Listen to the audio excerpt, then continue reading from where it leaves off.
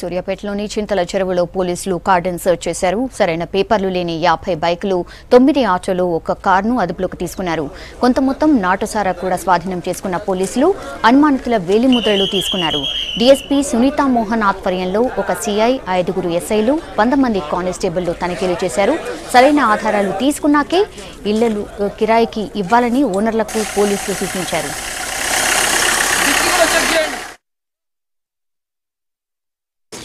ఇవాళ సూర్యాపేట టౌన్ పరిధిలోని చింతల చెరువు వద్ద అర్లీ మార్నింగ్లో సర్ప్రైజ్గా సూర్యాపేట టౌన్ ఇంకా ట్రాఫిక్ సిబ్బంది కలిసి ఒక కోఆర్డినేట్ సర్చ్ ఆపరేషన్ నిర్వహించారు.